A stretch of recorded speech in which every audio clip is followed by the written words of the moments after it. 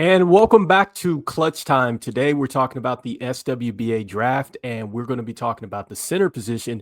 And we're going to be talking about who we think could possibly be likely bust in this upcoming SWBA draft and who could really potentially maybe shock some people once they get into the SWBA. And so let's go ahead and let's jump into it. And so I just gathered just a couple centers that I know for sure are going to be headed into this SWBA draft. There could be some more that pop up here into this draft. But for right now, I'm looking at the names that have been talked about the most coming into this draft and have been on a lot of the mock drafts leading into this. And so let's go ahead and let's start with player number one here in Jamison Johnson. I feel like that he's taken a bit of a backseat coming into this upcoming draft, especially with the way that things ended for Kentucky.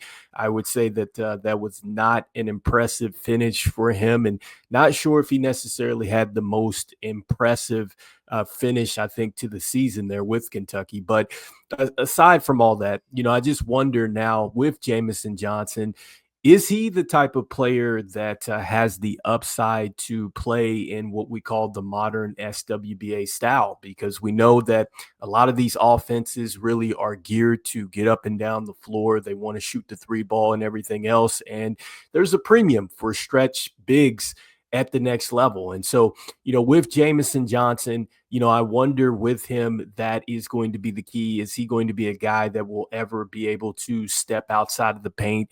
And when I say step outside the paint, you don't necessarily have to be able to shoot the 3-point shot, but can you be a player that turns into a legit pick and pop type of player? Can you be a guy that is able to score, from that circle area or free throw line and make teams pay that way? Because remember, the more that you can really stretch the floor from a spacing standpoint, it opens it up for everybody else. Because you can imagine that, just throwing out an example, if you have a guy like a Karl Anthony Towns and what he does as far as stretching the floor, that naturally opens it up for a guy like Jalen Brunson, right? And so, just thinking about Shea Gildress Alexander and the way that he's able to get downhill, you want to be able to have a big man that can do some different things. And so, they have that with Chet Holmgren. That's what you saw last night in the SWBA finals. It was his ability to step outside and knock down the 3-point shot, but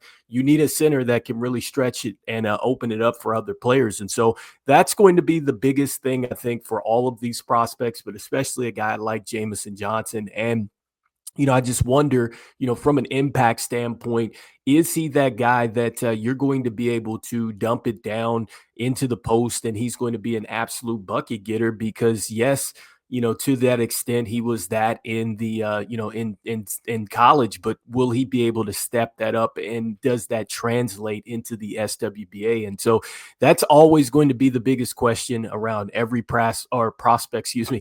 Does it translate to the next level? But Jamison Johnson is a player that I wonder about defensively. Is he going to be able to hold up? I think he's going to have to get a lot stronger, but I think you're going to be able to say that about really all these SWBA prospects coming out. They're going to have to get stronger. And so next, I wanted to talk about, the player that really everybody has talked about a lot here, and that's going to be Lamarian Sherwood. And so I think that Lamarian Sherwood has made a lot of headlines here, especially since, he feels very confident about his game. And as a matter of fact, if you have not got a chance to see that, here is what he had to say, when he was asked about his draft stock and what he feels about himself going into this upcoming SWBA. Top 3 player.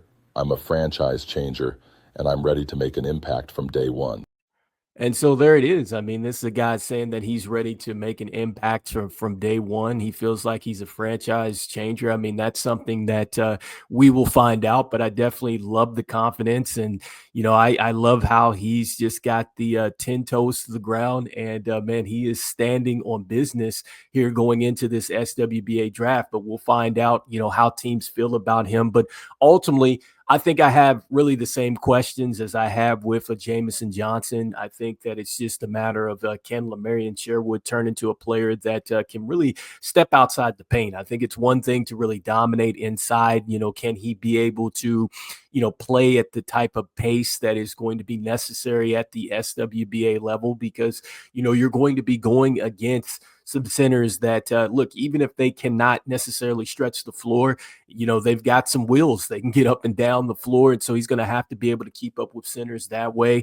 And so he's going to be tested there on that defensive end. And then also, too, from an offensive standpoint, again, just going into just that same example that I was using with a Jalen Brunson, let's say that he does go to the 76ers, right? You have a Tyrese Maxey who is very pick and roll type of dominant player. He wants to try to pick his spots and get downhill.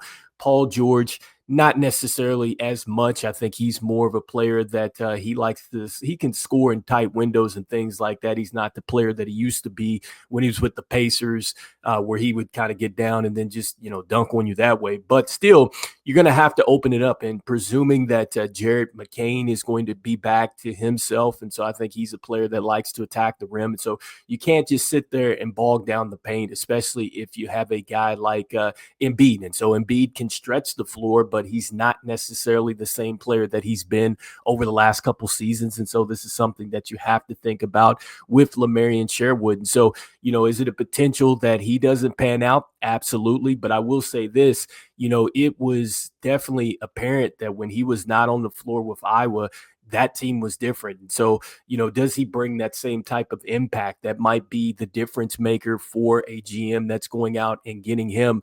And lastly, I want to talk about two players that I think a lot of people are sleeping on that really these guys might be better than Jamison Johnson. And then also, too, they might be better than Lamarian Sherwood. And I'll start with Malik McNeil, excuse me. I think that this is a guy that really has some good shooting upside. And so we've been talking about spacing the floor and really putting pressure on defenses. And I think that he's a possible player that could do that. I like his footwork and I like his feel for the game. And I think that this is a guy that, it's he's probably a player that he doesn't have necessarily as much upside as a Lamarian Sherwood or a Jamison Johnson, but man, he's coming in with a solid floor. And I think that if you're betting on a player that could be, really a potential impact sooner rather than later, I would have to say that it could be McNeil. And so he's really a sleeper pick for me. And he actually might be a player that could be really a breakout. The other two that could be going earlier, they might potentially turn into a bust. And so the next player that I think could certainly make some noise too as well would be a Tyson Simpson. And so with Tyson Simpson, I think that this is a guy that is very much slept on, especially since, he's dealt with the injuries and things like that. And the guy's been pretty quiet in his camp and everything else. But, I think that one could really argue that, man, if he's healthy, this is one of the more dynamic big men that you can get out of the entire SWBA. And so I think between him and McNeil, you have two players that are very much hungry. And I love the fact that they haven't been talked about as much. And so I think that when you have players that are into that kind of underdog status, like both of those players could be some real steals here for you. And so you guys let me know in the comments here what you guys are thinking. Do you feel like that potentially here Jamison Johnson and then also too maybe a Lamarian Sherwood could really be a bust? And do you feel like that maybe these two players might have the more upside here in Tyson Simpson and then also too Malik McNeil? And so I'd love to hear what your thoughts are. And again, as we always say, look, see the game and be the game. We'll see you guys on the next one. All right, peace.